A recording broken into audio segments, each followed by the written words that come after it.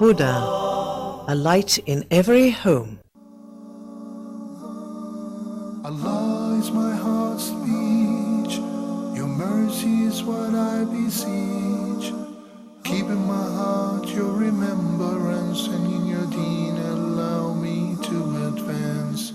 Help me in my quest, permit me to pass the ultimate test. Help me in my quest, permit me to pass the ultimate test. Bismillah, alhamdulillah, salatu wassalamu ala rasulillah wa ala alihi wa sahbihi wa man wala.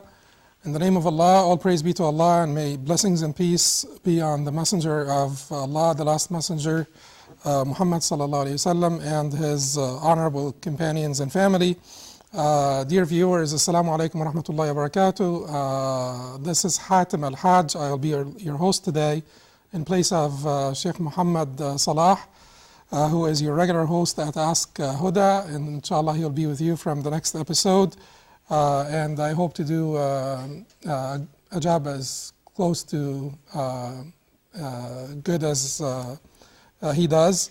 And I will we will be receiving your questions at two phone numbers here, as well as the program's email. The numbers are 002-023-8555-248. They will be showing from time to time on the screen here. The other number is 9 instead of the 8 at the end. The email will be ask@huda.tv, ask@huda.tv.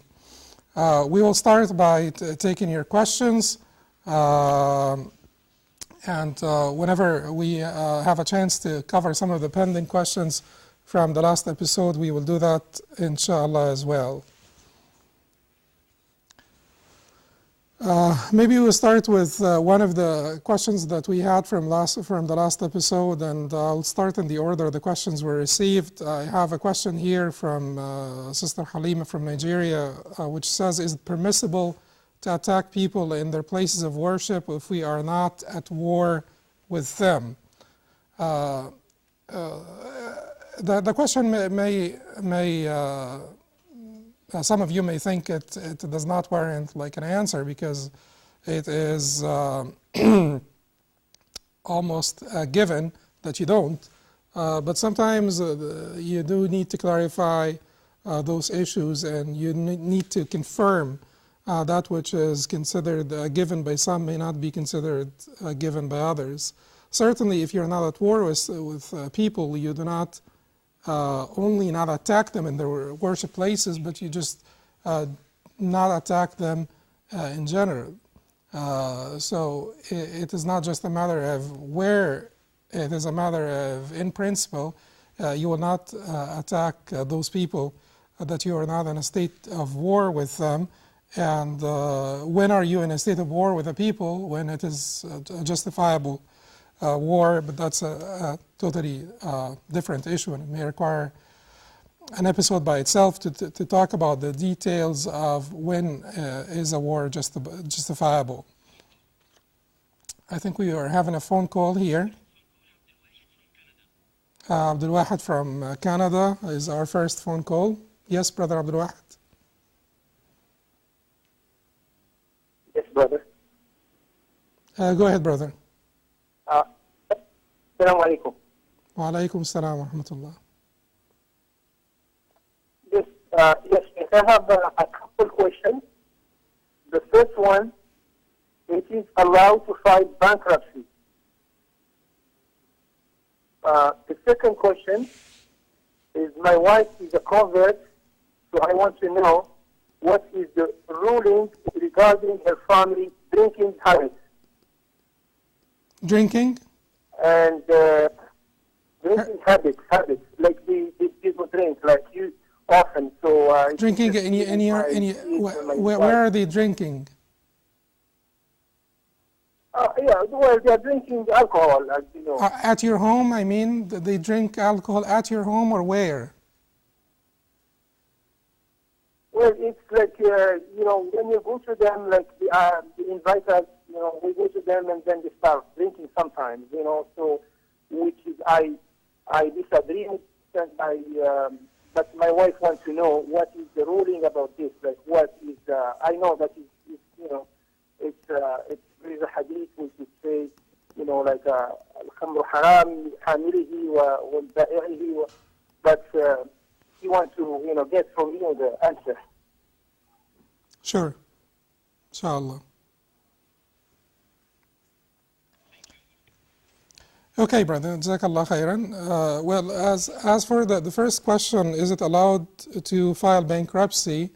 It depends. Bankruptcy has a basis in Islam.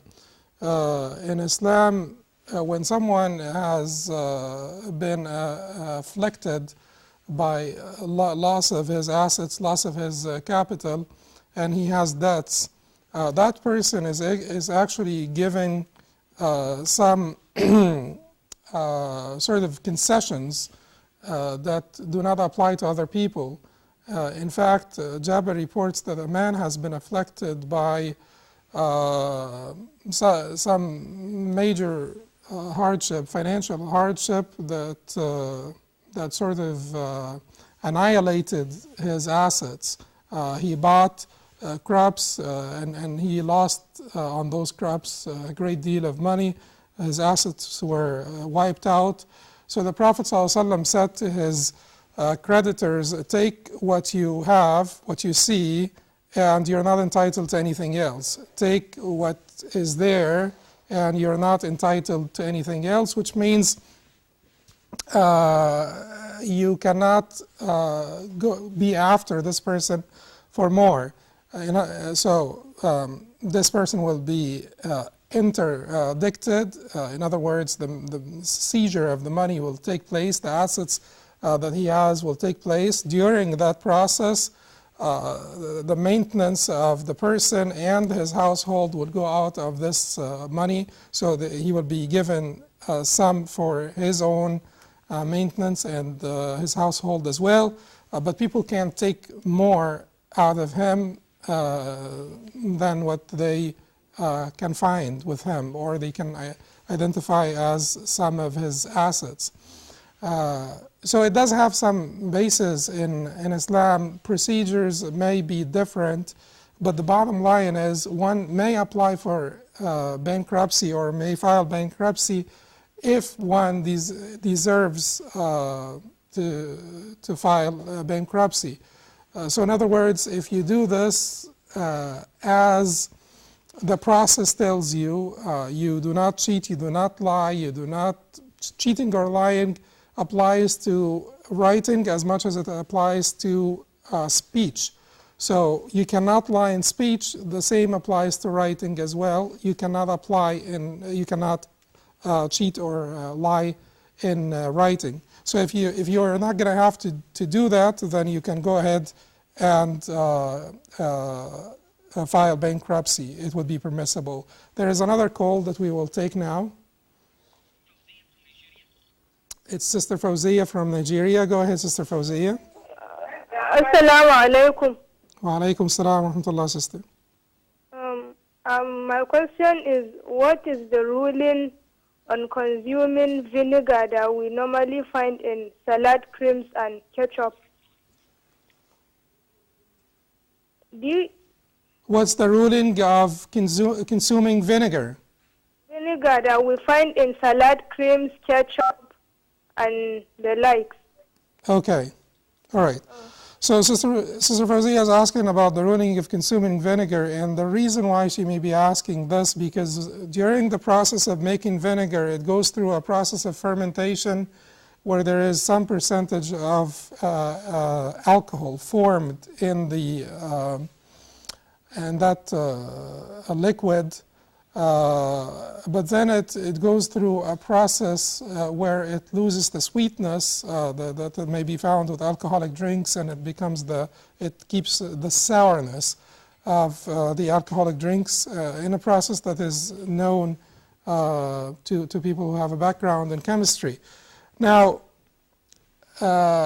we as Muslims are not allowed to turn wine into vinegar. we are not allowed to turn wine into vinegar. Why? Because the Prophet ﷺ had forbidden us from sort of dealing with wine in any way, shape, or form. Even when some orphans had wine and the Prophet ﷺ was approached about their case, whether it would be permissible to turn their wine into vinegar, and the Prophet ﷺ said, no, it is forbidden.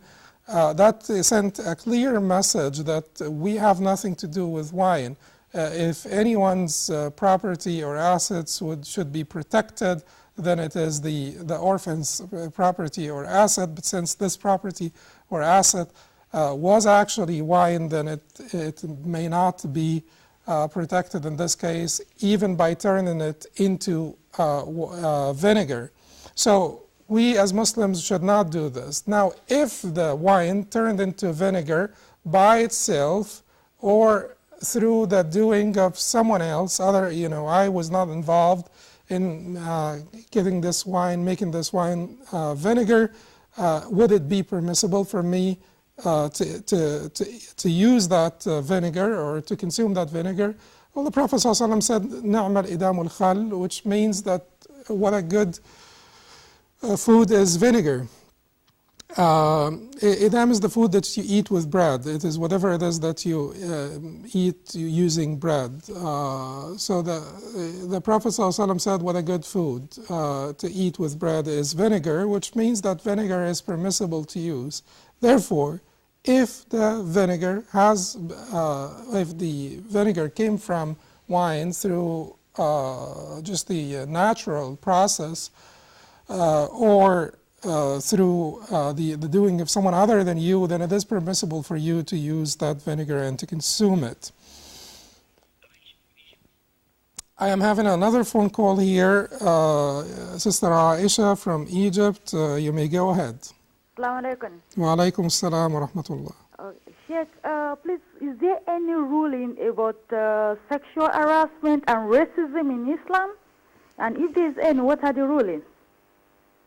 Sister, would you please repeat that? Okay. Is there any ruling in the Quran or in Islam about sexual harassment? Sexual harassment. And racism. And racism. Yes. If there is any, please, can you let us know about it? Sure. Thank you. Assalamu alaikum. Wa alaikum assalam.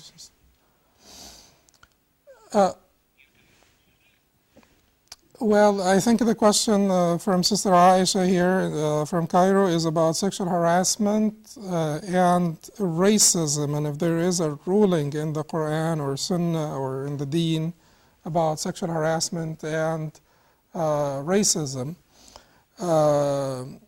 Certainly sexual harassment comes in grade, in degrees. Some of it may be a major crime in Islam, an enormity in Islam. Some of it may be less of a crime, not necessarily an enormity, but at any rate it would be still a sin and a crime, no matter what. If it can be classified under sexual harassment, in other words, someone who is not a spouse approaches a person of the other gender, or maybe sometimes of the same gender, in a sexual way that is unacceptable and inappropriate, or seeks, involvement in sexual relation with that person in a way that is unacceptable Islamically. So certainly that is completely forbidden. If it is forbidden to look for a second time out of temptation or with desire or with lust, to have a second look at a person of the opposite gender if you have lust, and many of the scholars said even without lust, just a second look would not be permissible, because the first look, everybody does that, because if you're walking in the street, you're not going to be able to look down all the time. So certainly with that, it is quite clear that the sexual harassment would be considered an enormity, and the more aggressive it is, it becomes more of a crime. the issue of racism is an issue that is sort of like, it's cut and dry in Islam. The Prophet ﷺ said, يا أيها الناس إن ربكم واحد وإن أباكم واحد. O people, this hadith is reported by Ahmad from Jabir authentically. O people, your Lord is one and your Father is one. ألا لا فضل لعربي على أعجمي ولا لأسود على أحمر على أبيض إلا بالتقوى. There is no virtue for an Arab over an Arab, or a non-Arab over an Arab, or white over black, or black over Oriental, except through piety. And then the Prophet ﷺ recited the verses in which Allah subhanahu wa ta'ala said, يا أيها الذين آمنوا إنا خلقناكم من ذكر وأنثى وجعلناكم شعوبا وقبائل لتعارفوا إن أكرمكم عند الله أتقاكم. All you who believed, we have created you from a single male and a single female and made you into nations and tribes, that you may know one another. Most certainly, the most honorable of you in the sight of Allah is the most pious. The Prophet ﷺ went to the extent of saying to someone who made a racial slur against another one of the Sahaba, إِنَّكَ امْرُؤٌ فِيهِ جَاهِلِيَّةٌ. You are a man that has jahiliyyah in him. And jahiliyyah is the pre-Islamic disbelief, a pre-Islamic system of disbelief. It means ignorance, pre-Islamic ignorance, or a pre-Islamic system of disbelief in general. This was said to a Sahabi that was one of the honorable Sahaba, but since the violation was a huge violation, the Prophet ﷺ felt that the exhortation or rebuking him now has to be in a very strong wording, or has to take very strong wording. So that's why he made that statement. So that should also be quite clear that this is forbidden in Islam, and this is a reflection of egotism, a reflection of prejudice, a reflection of kibr, that is the greatest sin and the first sin. Allah subhanahu wa ta'ala was first disobeyed by the kibr of Iblis, the kibr of the shaitan, who refused to prostrate before Adam out of arrogance, self-conceit, and prejudice. So I think I'm having another phone call, so I have Brother Hassan from Nigeria. Welcome, Brother Hassan. Go ahead, brother. Okay. We have Brother Abdul Qadir now from Nigeria instead.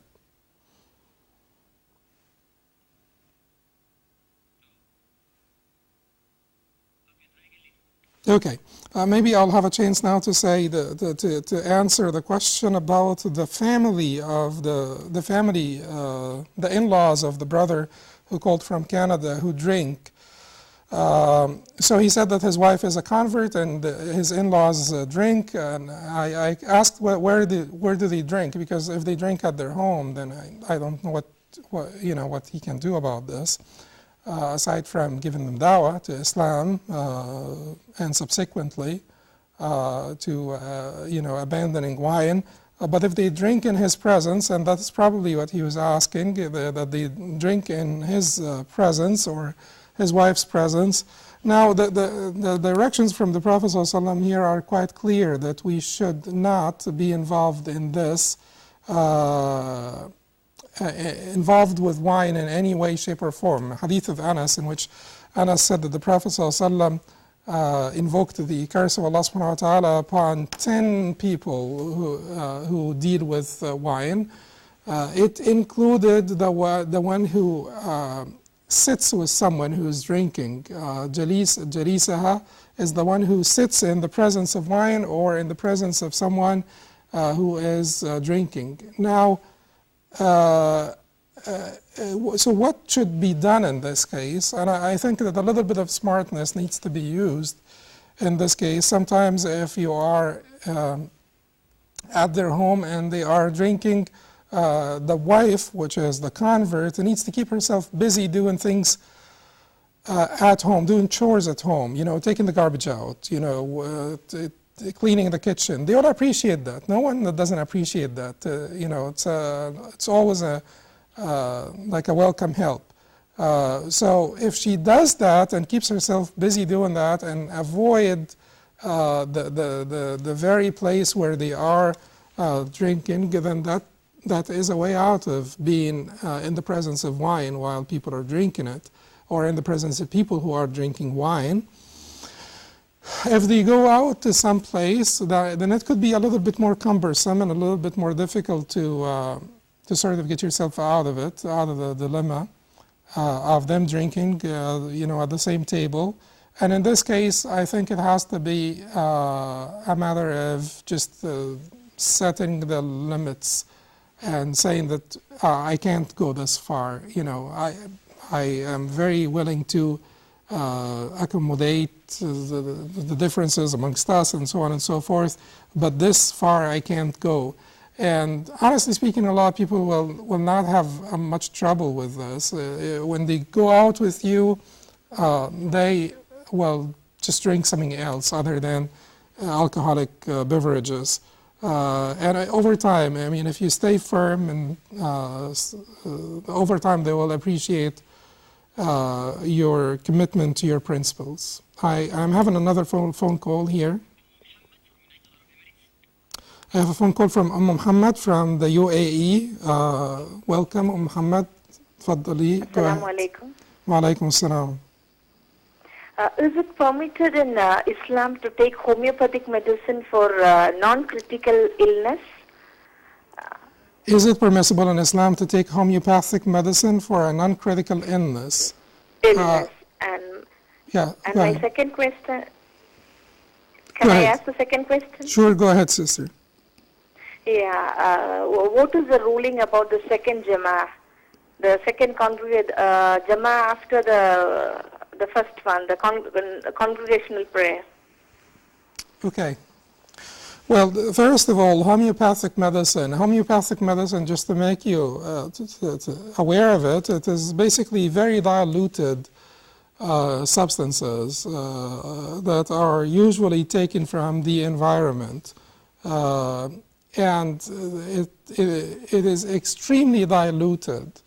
But the people who believe in homeopathic medicine, they believe in its effect and so on and so forth. Maybe conventional medicine is not so much fond of homeopathic medicine, or they don't believe in it so much, people who practice conventional medicine.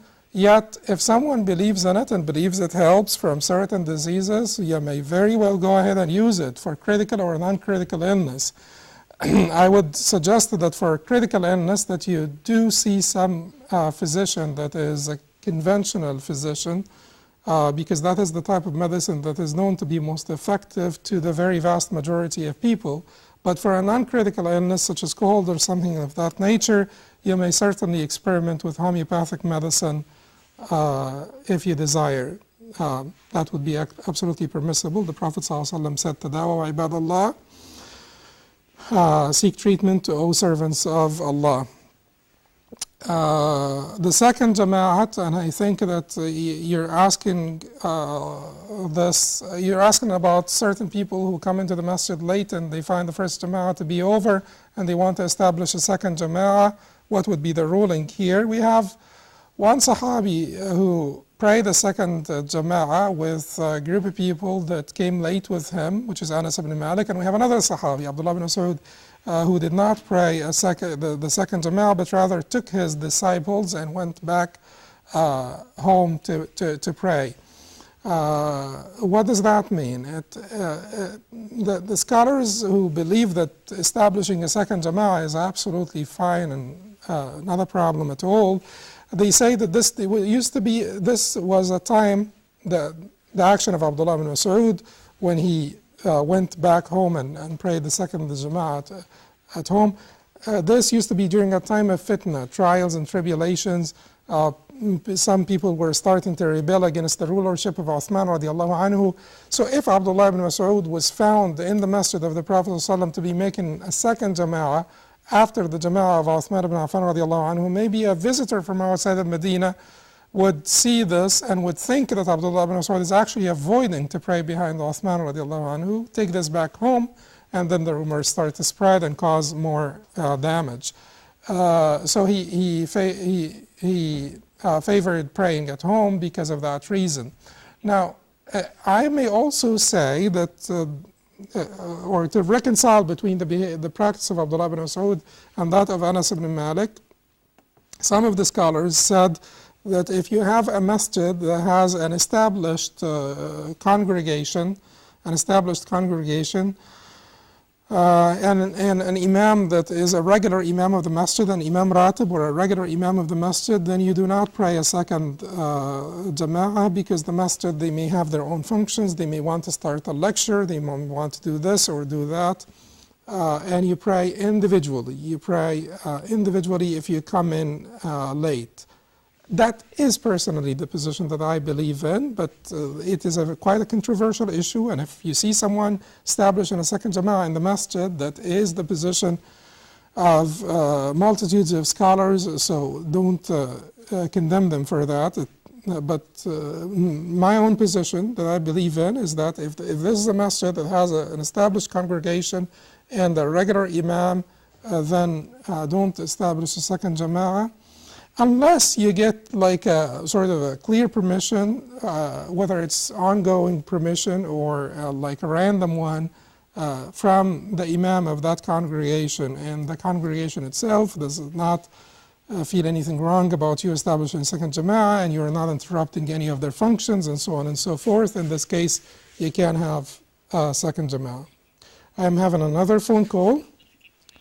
Brother Abdul Hakim from Nigeria. Welcome, Brother Abdul Hakim. Go ahead, brother. Assalamu alaikum, Sheikh. Wa alaikum assalam wa rahmatullahi wa barakatuh. I have two questions, inshallah. Yes, brother. Number one, is football forbidden in Islam? Football? Yes. Is it forbidden in Islam? Like soccer? Yes, soccer, yes. Okay. The first question.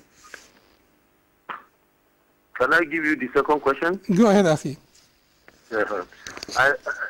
My father has a business, and after he's dead, must we all divide the business into pieces, or can we divide it in terms of shares, and a particular member of the family continue running the business, while after a year we can share the profit? Hello? Okay, can you repeat that? I'm talking of inheritance in Islam. Inheritance, okay. Yeah. For somebody's father who has a business, a going business, and is now dead. Okay. Must we divide the asset into pieces, or can we put it into shares and give every person who is entitled to the inheritance a particular percentage that is due to him? And a member I of think the the family, brothers, I think that they got your question, so I will answer the question inshallah after the break. I'll take the football one now, and I will answer the other one after the break inshallah. Football is not haram in Islam. Soccer is not haram in Islam. Soccer would be haram if it leads to haram. So if it keeps you away from your prayer, then until the time of the prayer goes out, then it is haram. If any sport per se requires the performance of something that is haram, then it is haram. If it keeps you away from something that is wajib, then it is haram. But in general, if it does not require you to do something that's haram or keep you from something that is wajib, then sports in general would be permissible, including soccer. I have another phone call. Yes, Sister Aisha. Assalamu alaikum. Go ahead, Sister Aisha. Welcome, sister. Go ahead. First, I have 3 questions. My first question is, I want to know if it's allowed in Islam to tie your hair by.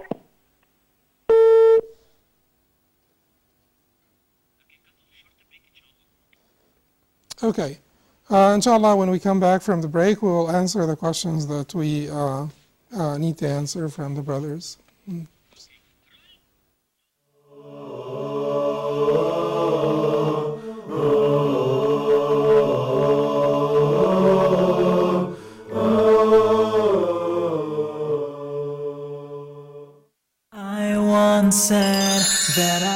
straight path.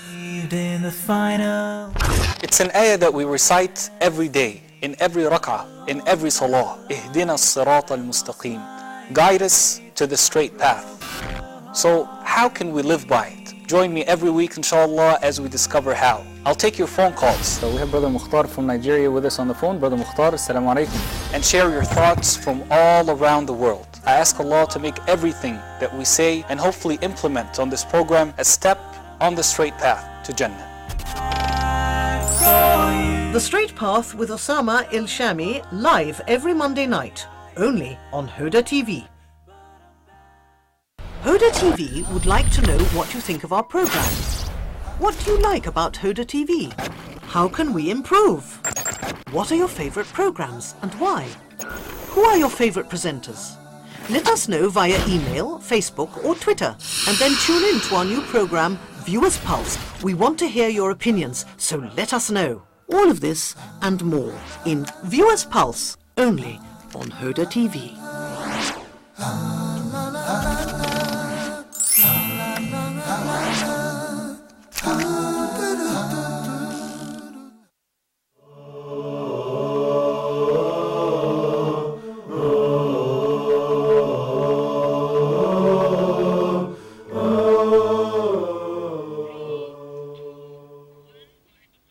Assalamu alaikum, welcome back. We have two questions from before. The first one was about the division of inheritance, and the question was from a brother from Nigeria who was asking whether it is after their father died and their father left them a business, whether it would be permissible to keep the business and divide the profit of that business according to their shares, or should they go ahead and divide the business itself into the respective shares?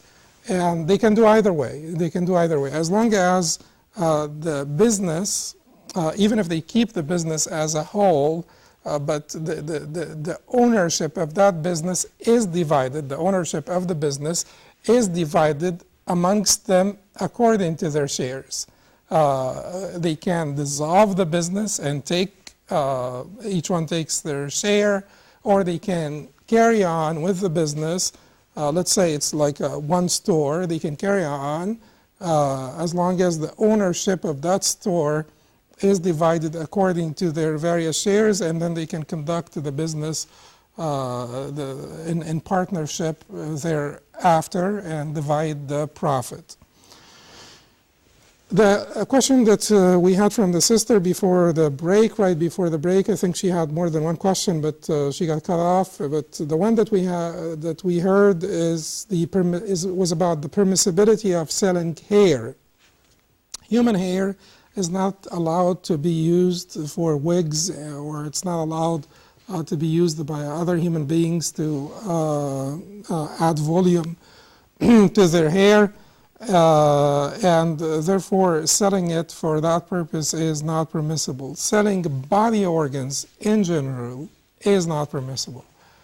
Selling body organs in general would not be permissible.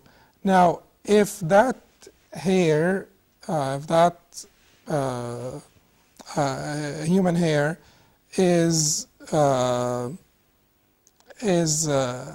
used for something else that is not impermissible, and someone will cut their hair and then they will be offered money for that hair, which will be used for a purpose that is a permissible purpose, then it would be a different condition here. And in that case, it might be permissible if there is an identifiable use. The scholars talked about things that have no benefit and things that are useless or purposeless, and the prohibition of selling things that are useless or purposeless. Some of the things that the scholars identified as useless or purposeless may end up having a particular use or benefit, and if they ended up having a particular use or benefit that is a legitimate one, then that item becomes sellable once again. What is forbidden is to sell to your brother something that is of no use or no benefit. I think I will have a chance here to cover another question from a previous episode. This is a question from some sister from Bangladesh, Sister Razia from Bangladesh, and she's asked, I vowed to fast on a Friday, which I did. However, people are now advising me that I should have fasted the day before or after. What is your opinion? They were right. You don't want to single out Friday with fasting. So you should have added a day before or a day after as they advised. I have another question here from Muayyad from Athens, Greece. I work in the Human Resources Division of a commercial bank. However, the sister who vowed to fast on Friday and she already fasted, her vow has been fulfilled. So the vow has been fulfilled, but they were right in advising her to fast the day before or a day after. Sister Muayyad from Athens, Greece says, I work in the Human Resources Division of a commercial bank. Is this halal or haram? In the Human Resources Division of a commercial bank. For this sister here, she will not be interacting directly firsthand with usurious contracts or the usurious transactions. Therefore, it is not sort of incumbent upon her to leave her work tomorrow. But she should certainly look for another job, and once she finds a job, another suitable job, she should earnestly look for another suitable job, and once she finds it, then she should leave to it. Yet, since she is not directly involved in a transaction that is a usurious transactions, she may still work in her bank if she does not find another suitable job despite looking for one. And why does she need to leave the bank in the first place if she did find another suitable job? Because although she is not directly involved in any usurious transaction or forbidden transaction, she is actually working, helping hire the people who will do that job. So she is close to the zone of sin, and therefore she should not help them on this particular business, which is a forbidden one. I am having a phone call now. Brother Abdul Hakim from Nigeria. Go ahead, brother. Assalamu alaikum, Sheikh. Wa alaikum assalam wa rahmatullahi wa barakatuh. The question is on contemporary fiqh on the issue of organ donation. For example, it has been shown now that people can donate their kidneys and probably retainer of the eye for other people. So is it permissible for me as a Muslim to write it as my wasiyah, that if I die, a particular part of my body that can still be useful to others be removed for their use? Is it permissible Islamically? To write in your wasiyah that if you die, a part of your body will be donated. May be donated for other people who need it. For other people who need it. Is it Islamically? Yes, it is, brother. It is permissible Islamically. Do you understand my question, Sheikh? Did you have another question? I said, you understand this? You're asking about organ donation, if it is permissible for you to write in your wasiyah or your will that your organs may be harvested and given to people who need them. Yes, that's what I'm looking at. Yeah, and the answer to this is it is permissible. It is permissible. organ donation would be permissible given, there are certain conditions here. For the vast majority of organs, there is a separate discussion about certain organs such as reproductive organs, but for the vast majority of organs, it is permissible, given that there will be no harm to the donor, and given that this is not a sale. This is basically a complete charitable transaction, not a form of a sale. We are not permitted to sell our organs.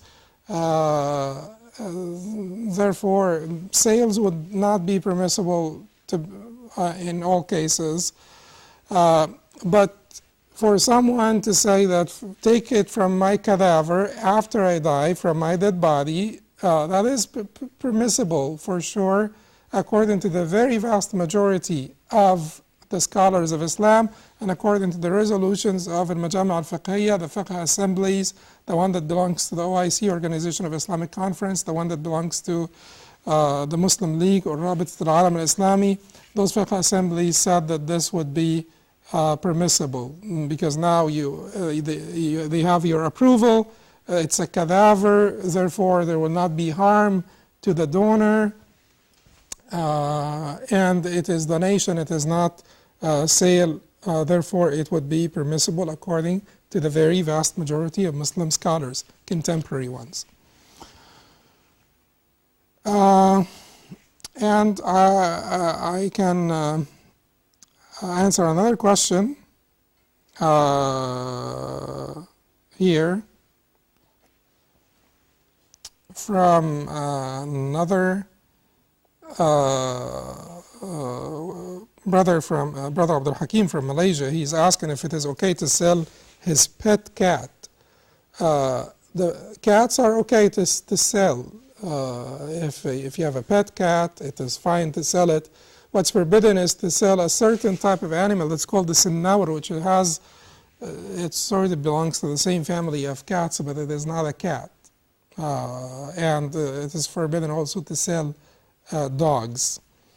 Those are animals that are forbidden to sell, aside from the other animals that would be unclean animals, or aside items of sale that would be forbidden for other causes. It is also forbidden to sell dogs and this particular animal, which is sinnawr from the cat family, yet it is like a vicious, bigger animal. It's more vicious and bigger than a cat. I don't recall the translation of sinnawr at this point, but it is from the cat family, vicious and bigger than a cat. But a cat per se would be permissible to sell. I have another question here. That says, it's a question from Sister Myra Anwar from Pakistan. She says, if the Imam does not allow time for the followers to recite Surah Fatiha, what should they do? The Imam may or may not allow time for the followers to recite Al-Fatiha. It's a controversial issue, and many scholars said that the Imam should not really pause between his recitation of Al-Fatiha and the subsequent surah. And some of the scholars said that the Imam may give a chance for the people who need to recite Al-Fatiha between his recitation of Al-Fatiha and the subsequent surah. So it's a controversial matter. Your Imam may be this or that. If he does not allow you, then you recite Al-Fatiha with him while he is. If you know that your Imam does not allow for a pause, then you recite Al-Fatiha with him. Or when he is reciting the following surah, you try to recite it quickly, because the Fatiha, according to the position of Imam Shafi'i, which is the one chosen by Imam Bukhari and many others, is a must to be recited by everyone, whether he is the Imam or the Ma'mum. جزاكم الله خيرا وبارك الله فيكم. السلام عليكم ورحمة الله وبركاته. Allah is my heart's speech. Your mercy is what I beseech.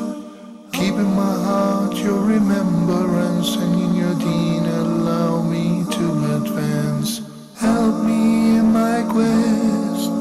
Permit me to pass the ultimate test. Help me in my quest. Permit me to pass the ultimate test. Good as he does, and I will be receiving, we will be receiving your questions at 2 phone numbers here, as well as the program's email.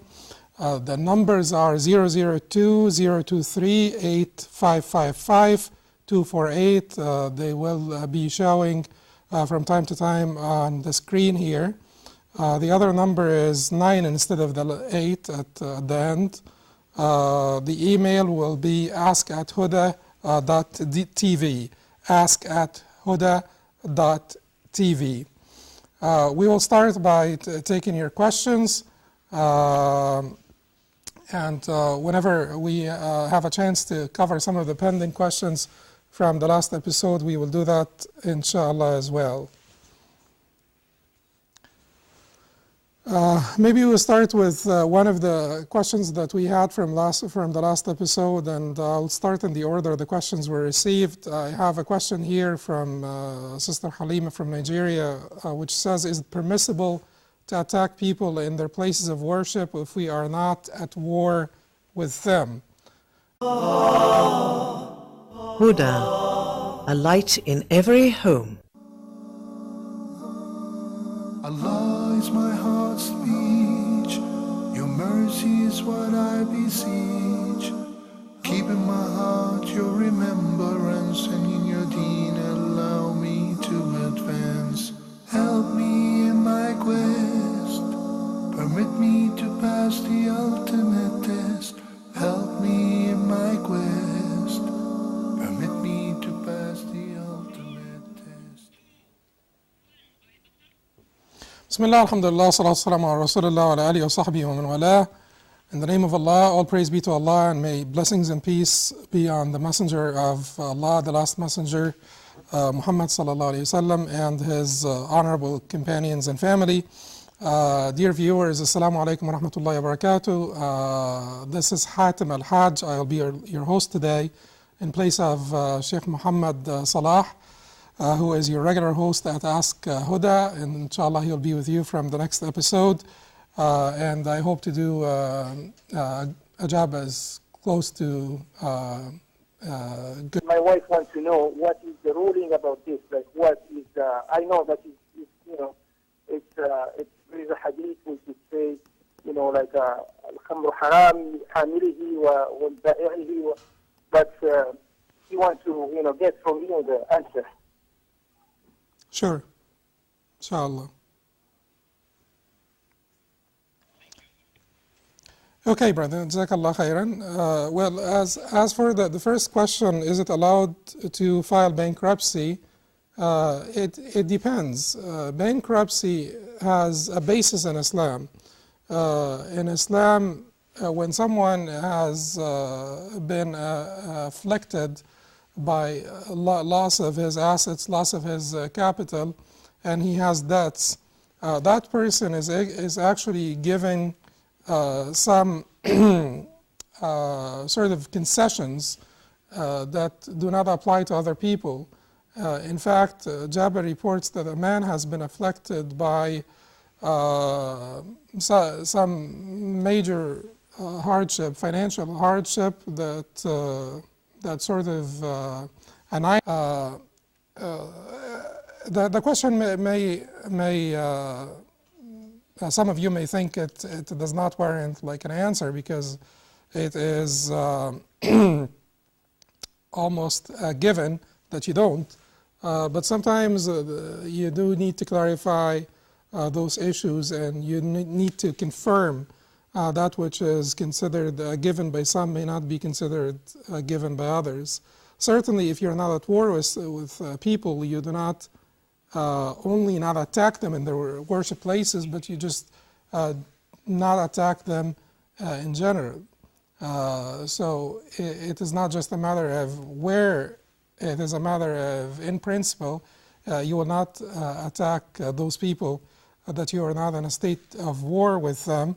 And when are you in a state of war with the people? When it is a justifiable war, but that's a totally different issue, and it may require an episode by itself to talk about the details of when is a war justifiable. I think we are having a phone call here. Abdul Wahid from Canada is our first phone call. Yes, Brother Abdul Wahid. Yes, brother. Go ahead, brother. Assalamu alaikum. Wa alaikum assalam wa rahmatullah. Yes, I have a couple questions. The first one, it is allowed to file bankruptcy. The second question is, my wife is a convert, so I want to know what is the ruling regarding her family drinking habits. Drinking? And drinking habits, like the people drink, like you often. So drinking where are they drinking? Yeah, well, they are drinking alcohol, as you know. At your home, I mean, they drink alcohol at your home or where? Well, it's like, you know, when you go to them, like they invite us, you know, we go to them and then they start drinking sometimes, you know, so which is, I disagree with, and